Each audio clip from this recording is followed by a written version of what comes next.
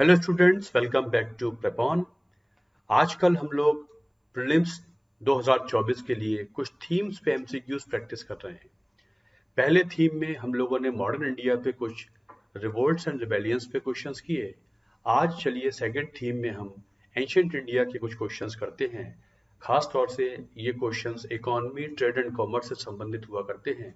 और यूपीएससी में अगर एंशिएंट इंडिया से, मेडिवल इंडिया से क्वेश्चंस आते हैं तो आर्ट एंड कल्चर के फोकस के अलावा ज्यादातर क्वेश्चंस इकोनॉमी, ट्रेड, कॉमर्स या एग्रीकल्चर से संबंधित हुआ करते हैं। तो पहला क्वेश्चन लेते हैं इस एंशिएंट इंडिया के थीम में। Question 1, Indus people involve in maritime trade. वो समुद्री व्यापार किया करते थे, पहला स्टेटमेंट। दूसरा, they traded with central Asia through land routes as well. और वो जमीनी मार्गों से सेंट्रल एशिया से भी व्यापार करते हैं, ऐसे साक्ष्य मिल जाते हैं। तो पहला स्टेटमेंट में तो कोई डाउट है ही नहीं, इंडस के लोग मेसोपोटामिया से व्यापार करते हैं और सही मानों में तो उनका मेसोपोटामिया सबसे इंपॉर्टेंट ट्रेडिंग पार्टनर हुआ करता है। टाइग्रिस और यूफ्रेट्स नदी के बीच में इराक और सीरिया का जो एरिया आजकल है उसे उस समय के हिसाब से मेसोपोटामिया कहते थे। तो वहाँ बहुत सारे सील वगैरह मिली हैं इंडस की, जिससे पता लगता है कि मेसोपोटामिया से इनका बहुत एक्टिव ट्रेड हुआ करता था। तो पहला स्टेटमेंट सही है। वैसे भी हमको एक धौलावीर में एक गोदीबाड़ा मिला है जहाँ पानी के जहाज एंकर किए जाते हों, तो इसका मतलब मेसोपोटामियन समुद्री व्यापार तो बड़े स्तर पे ही करते ही हैं। सही मायनों में तो इंडस के लोग व्यापार ज्यादा करते थे और वो सेंट्रल एशिया से भी व्यापार करते हैं और लैंड रूट से करते हैं। ऐसा हम इसलिए कह सकते हैं कि शॉर्टुगई नाम की एक ट्रेडिंग पोस्ट मिली है, ट्रेडिंग कॉलोनी मिली है। एनसीईआरटी इसे ट्रेडिंग कॉलोनी कहती है और जो अफगानिस्तान के अपर पार्ट में है, और शायद यहाँ से सेंट्रल एशिया से समुद्री जमीनी मार्ग से व्यापार होता होगा। तो दोनों स्टेटमेंट सही हो जाते हैं। सी इज द आंसर। तो ये सही एनसीईआरटी बेस्ड क्वेश्चन है। अगला क्वेश्चन है, the Indus people practice various agricultural techniques. Agriculture advance level का करते हैं और कई सारी एग्रीकल्चरल टेक्निक्स को फॉलो करते हैं, ऐसा हमको पता लगता है। They had considerable knowledge of the rain and flood pattern and did their cropping accordingly. और वो रेन को फॉलो करते हैं, जो रेन का सिस्टम है उसे फॉलो करते हैं। और फ्लड पैटर्न जो होता है, बाढ़ आती है, पानी थोड़ा अंदर आ जाता है, बाढ़ चली जाती है तो फ्लड प्लेन बन जाता है, उस पर अपनी खेती करते हैं। ये स्टेटमेंट भी सही है। इंडस के लोग एग्रीकल्चर करते हैं, अच्छा एग्रीकल्चर की नॉलेज है और डिफरेंट डिफरेंट टेक्निक्स को फॉलो करते हैं। कहीं पर वो डबल क्रॉपिंग भी करते हैं, एक लाइन में एक फसल बोते हैं, दूसरी लाइन में दूसरी फसल बोते हैं। कॉटन की खेती बड़े स्तर पे करते हैं, वीट और बार्ले की खेती भी करते हैं। तो एग्रीकल्चर टेक्निक्स के बारे में बहुत सारे साक्ष्य हमें मिल जाते हैं और उनको रेन और फ्लड पैटर्न का को फॉलो करते हैं। नदियां पूरे वेग पे बहती थीं और बाढ़ अक्सर आ जाया करती थी।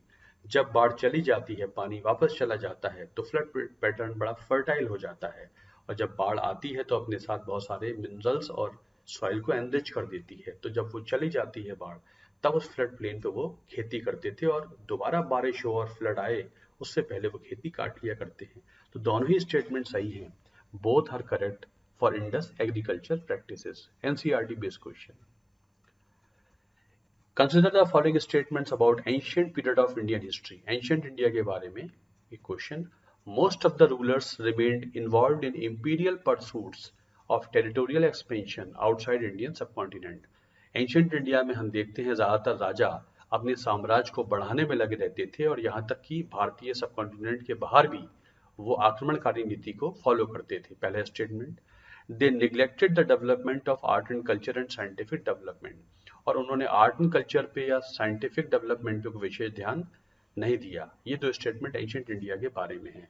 तो पहला स्टेटमेंट तो गलत है, साम्राज्यवादी होते थे लेकिन इंडियन सबकॉन्टिनेंट के बाहर उनके आक्रमण हमको नहीं मिलते हैं। तो पहला स्टेटमेंट गलत हो जाता है कि यस, साम्राज्यवादी तो होते थे लेकिन सबकॉन्टिनेंट के बाहर जाके आक्रमण करें, ऐसा हमको कोई साक्ष्य नहीं मिलता है। और ये कहना कि आर्ट एंड कल्चर या साइंटिफिक डेवलपमेंट को निगलेक्ट किया, ऐसा भी हमको नहीं मिलता है। एंशिएंट इंडिया में इंडस सिविलाइजेशन से लेकर आर्यन पीरियड से लेकर और गुप्ता पीरियड तक हमको बहुत सारे ऐसे साक्ष्य मिल जाएंगे, डेवलपमेंट मिल जाएंगे, एविडेंसेस मिल जाएंगे, चाहे वो स्क्रिप्चुरल एविडेंस हो। उससे पता लग जाता है कि वो आर्ट एंड कल्चर और साइंटिफिक डेवलपमेंट निगलेक्टेड नहीं था। तो दोनों स्टेटमेंट गलत हो जाते हैं जहां तक एंशिएंट इंडिया का बारे में क्वेश्चन है। In the context of Indian history, consider the following pairs and terms used for the meaning. देखिए इसका क्वेश्चन का डिजाइन थोड़ा सा चेंज हो गया है। एक कॉलम में 1 2 3 4 में 4 टर्म है। पहली टर्म है कृष्णायास, दूसरी टर्म है व्रीहि, तीसरी टर्म है गोत्र, चौथी टर्म है प्रजापति। दूसरे कॉलम में A Vedic god, B cattle shed, C food grains and D metal. ये मेटल इधर आ गया है, थोड़ा सा एक टाइपोलॉजिकल मिस्टेक है, तो आप समझ गए होंगे क्वेश्चन। अब मैच करना है कौन सा सही है। कृष्ण आयास क्या है, व्रीहि क्या है, गोत्र क्या है और प्रजापति क्या है। तो कृष्ण आयास का कृष्ण माने होता है ब्लैक, तो कृष्ण आयास क्या है, एक मेटल है, तो 1 का हो जाएगा D. D is metal, this is metal. ठीक है, ऐसे यहां काट दीजिए। तो 1 इज डी, है ना। कृष्ण आयास एक मेटल है। व्रीहि चावल को कहते थे, तो व्रीहि हो जाता है सी, तो 2 का हो जाए 1 का डी, 2 का हो जाएगा सी। चावल को वैदिक पीरियड में व्रीहि कहते हैं। गोत्र का मतलब लिटरल होता है कैटल शेड, जहां पशु रखे जाते थे। आर्य जहां पर अपने पशु रखते हैं उसे गोत्र कहा जाता था। मतलब गोत्र शब्द का डिक्शनरी मीनिंग तो कैटल शेड है, वैसे बाद में एक सब कास्ट बन जाती है या एक कॉमन लेनिएज बन जाती है, वो अलग उसका सोशल मीनिंग है। बट वैसे डिक्शनरी मीनिंग तो गोत्र का मतलब कैटल शेड होता है, तो 3 का हो जाता है बी। और प्रजापति, ये उत्तर वैदिक काल में एक वैदिक गॉड हुआ करते थे, ब्रह्मा को पहले प्रजापति कहते थे। तो रुद्र, विष्णु और प्रजापति 3 इंपॉर्टेंट गॉड्स माने जाते थे, तो 4 का हो जाता है ए। इसका आंसर ए हो जाता है। तो ये मैचिंग क्वेश्चन को थोड़ा सा इसका पैटर्न थोड़ा सा बिगड़ गया है। Which of the following inscriptions deals with canal irrigation system during the period of ancient history? Ancient history में कैनाल या इरिगेशन से संबंधित इनमें कौन से अभिलेख हैं? हाथी गुम्फा इंस्क्रिप्शन, जूनागढ़ अभिलेख, एहोल अभिलेख। अब ये 3 अभिलेख हैं। अक्सर अभिलेखों से क्वेश्चन आते हैं। मैंने आपको बताया इरिगेशन है, एग्रीकल्चर है, इकोनॉमी है, ट्रेड है, कॉमर्स है, उससे संबंधित टर्म्स हैं, इम्पोर्ट एक्सपोर्ट क्या होता है, इसके क्वेश्चन एंशिएंट से ज्यादा आ जाते हैं। पॉलिटिकल बैटल्स वगैरह इतने क्वेश्चंस एंशिएंट या मेडिवल से नहीं आते हैं। तो ये क्वेश्चन पूछ रहा है कि इनमें से कौन से अभिलेख हैं जो कैनाल या इरिगेशन सिस्टम से डील करते हैं।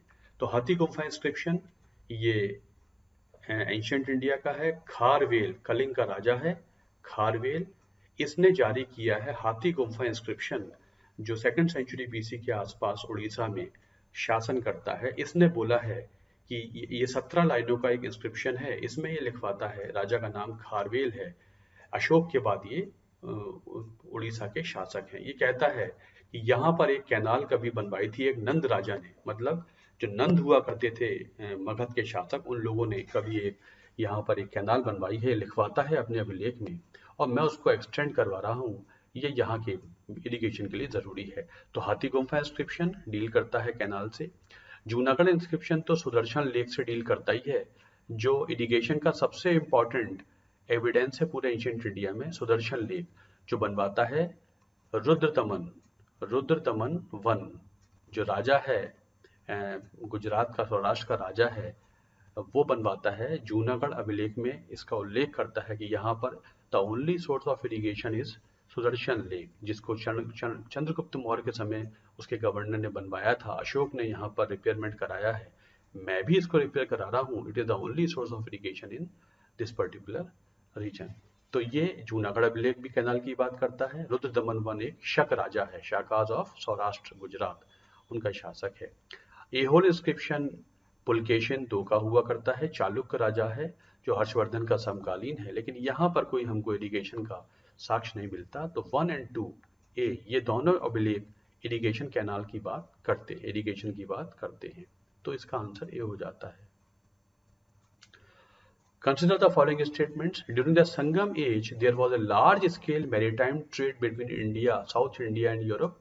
बिल्कुल सही है। संगम एज में, संगम साहित्य में हमको बहुत सारे ऐसे बंदरगाह मिल जाते हैं, right from Kerala region to Tamil Nadu region. बहुत सारे अभिलेखों का, बहुत सारे बंदरगाहों का उल्लेख है जो आज भी हुआ करते हैं। उस समय नाम संगम पीरियड में लिखे हुए हैं, संगम लिटरेचर में लिखे हैं। तो और यूरोप के साथ व्यापार होता है, हमको वहाँ के राजा ऑगस्टस के बहुत सारे गोल्ड कॉइन्स मिले हैं यहाँ पर, तो व्यापार होता है। और यूरोप के लोग यहाँ से ब्लैक पेपर बहुत ले जाते हैं, जिसको संगम साहित्य में यवन प्रिय कहा गया है। ब्लैक पेपर सबसे प्रिय वस्तु है व्यापार की, इसके अलावा और चीजों में भी व्यापार होता है। तो ये तो बिल्कुल सही है ही। दो Ashokan inscriptions have been found as deep as Karnataka, Karnataka में बहुत जगह अशोक के अभिलेख मिले हैं, but no mention of Sangam dynasties could be found in them. लेकिन अशोक के अभिलेखों में संगम डायनेस्टीज की बात वो कहीं नहीं करता है। ये स्टेटमेंट बिल्कुल गलत हो जाता है। अशोक अपने लेखों में लिखता है, beyond the southern borders of my empire there rules Chera putra, Chola पुत्र, पांड्य पुत्र एंड सतिया पुत्र। वो कहता है कि मेरे एम्पायर के बियॉन्ड चेर पुत्र हैं, चोल पुत्र हैं, पांड्या पुत्र हैं, मतलब चिराज, चोलास, पांड्याल जो संगम साहित्य में लिखे हुए, उनका उल्लेख अपने अभिलेखों में वो करता है। तो ये कहना कि अब संगम पीरियड के संगम क्षेत्र के बारे में उसे जानकारी नहीं है, गलत है, बल्कि वो अपने अभिलेखों में इसे उल्लेख भी करता है। तो दूसरा स्टेटमेंट भी गलत हो जाता है। ये गलत है कि ये वो संगम डायनेस्टीज के बारे में अपने अभिलेखों में नहीं कहता है। ड्यूरिंग मौर्यन पीरियड ए जैना मिशन रीच्ड कर्नाटक, ये बिल्कुल सही है। मौर्य चंद्रगुप्त मौर्य के समय यहाँ पर एक फेमिन पड़ा है मगध में, और एक जैनियों का एक समूह भद्रबाहु की अध्यक्षता में साउथ इंडिया चला जाता है, हासन जिले में। वहां पर जाकर वो रहते हैं और जैनिज्म का प्रचार करते हैं। श्रवण बेलगोल उस जगह का नाम आज हुआ करता है। हासन जिले कर्नाटक में श्रवण बेलगोल, वहां पर लॉर्ड बाहुबली की एक लंबी सी मूर्ति है, जो जैनियों का बहुत इंपॉर्टेंट तीर्थ स्थल साउथ इंडिया में माना जाता है।